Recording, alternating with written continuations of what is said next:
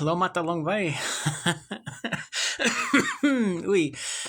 I did another 6 miles today in an hour, and I went at the same time. I have not ran since my last 6 miles last Saturday morning. So I went a whole week without running. Getting back into the swing of work and 11-hour days due to practice. Yesterday alone, Thursday night, I only got 4 hours of sleep. So like Friday was really brutal after 2 p.m. for me, like 2 p.m. I came home, I conked out. I crashed out maybe at around 6:30 or 7. And then I woke up like at 1 o'clock. And then so I've been awake ever since 1. I love it when my sleep schedule gets flipped and I'm awake during the night hours just because it's so quiet. I could hear the night going all night. It's pretty windy today. And getting out early, I thought if I left at 6:30, the sun would, still be kind of low enough. But to my surprise, it's been windy and dusty enough, hazy enough that the sun was already up, but the haze was so thick that I didn't even realize it. And so I need to start going out at 6 instead of 6:30. But due to the haziness too, it wasn't too bad. I don't know how red my face seems right now. And I would say it's mostly due to being windburned because for the first 3.5 miles, I'm running toward the wind and toward the sun. And then the last 3 miles back, like midway, it's literally midway. I just do a quick loop. Well, not a quick loop, but I do a nice loop. And there was a lot of other runners out. I'm not sure if there's like a running club because it seemed like this maybe the same people. I'm running toward the sun as they're running this way, but it seemed like the same people. Some people, like how runners do, they wave. Me just being the native, I'm not waving. I'm just going like this to them. But yeah, there was quite a decent amount of runners out there, a few cyclists, but more runners, a couple old guys out there just walking, a couple people with their dogs.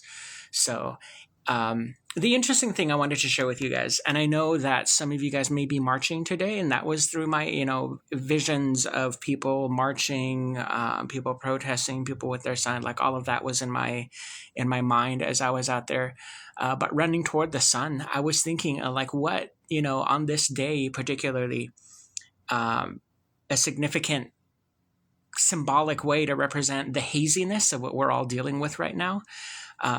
Concerning, economic and political climates. And but in Hopi, I know for the moon, when it has the halo around it, like the light rainbow, that hue of light that you see due to, if it's a perfect full moon, you see a halo in the clear sky around the moon. And in Hopi, we call that its house.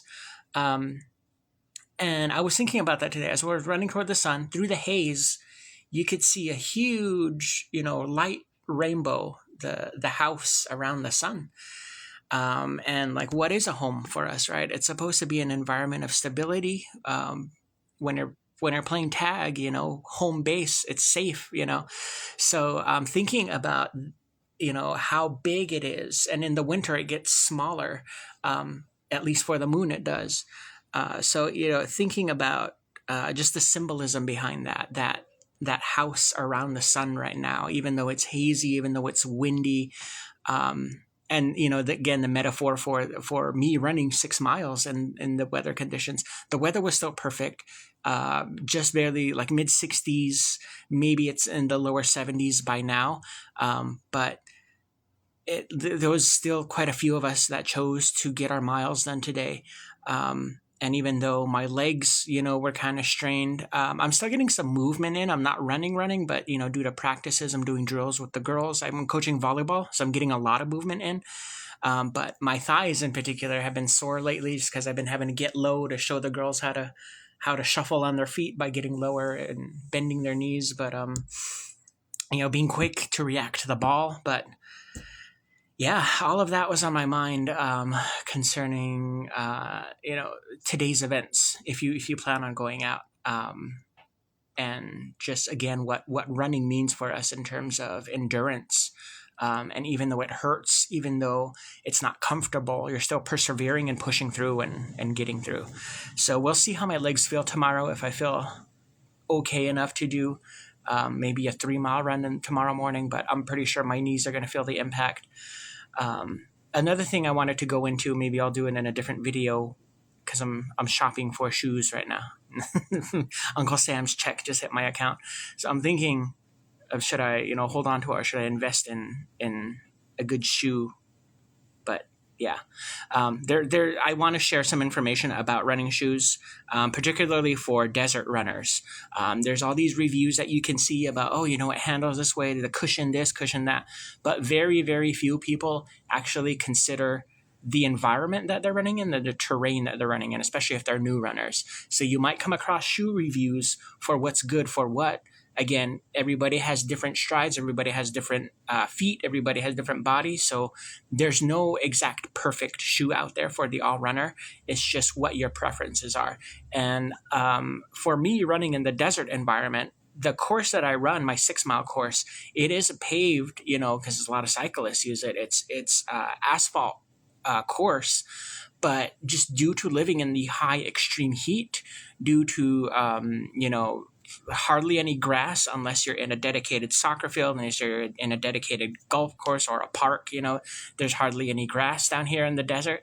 So you have to consider factors such as gravel and dirt, the dry climate, so my advice is trail shoes. If you're in the Southwest, invest in trail shoes because they're going to be the most durable. You have good traction in the treads for all, whether if it's pavement, whether it's gravel, whether if it's sand or trails. I highly recommend that you get trail running shoes just for good traction, good grip, and better stability in the soles. Because when you start getting into the more foamy, spongy, cushiony type of soles, the stickers in the desert environment, the gravel, it's going to tear them up. They won't last as long. So if you really want to invest in a good pair that'll last you a good year, maybe over a good year if you have a decent shoe rotation, trail running shoes are what I recommend that you look at. So I hope you guys have a good Saturday. If you're going out into them streets, be safe. Solidarity with you guys. You guys heard my thoughts this morning on my run, and I hope you guys represent well. And to those who think that, protesting, maybe doesn't do anything, to consider the ableism behind protesting too. I'm not saying that, people with disabilities or people from certain communities cannot protest, but the stakes are different. If you have a disability, if you are visibly queer or trans, right? Like, being visible in those types of environments and of those type of spaces, being a person of color in those types of spaces, being a woman in those type of, perception plays a really heavy hand and a big deal into how people will approach you, how people will treat you in those spaces. So always consider that. So if you're stubborn enough and willing enough to get out there and got into them streets, thank you for the representation. Thank you for, making your voices heard politically, but also don't judge people who aren't out there with you because you don't know the circumstances, right? You don't know if there's going to be ramifications regarding their employment. You don't know if they're scared for their safety in those types of spaces. So, have grace for everybody. The worst thing that I think that we can do as people is assume the worst about other people. To those of you who think that people are idiots for going out there to protest, or if you don't agree with that, your opinions you can keep to yourself, and what your political beliefs are, all of that stuff. You're basically saying that you don't think that people have the right to voice what they're upset with, or that they don't have the right to exist. Basically, that's what these people are standing up for. And the people who believe, natives, especially high percentage of it doesn't matter and everything like that. It could matter if enough of us cared, and if enough people participate, things can change. But be the change you want to be in the world. Think on that quote.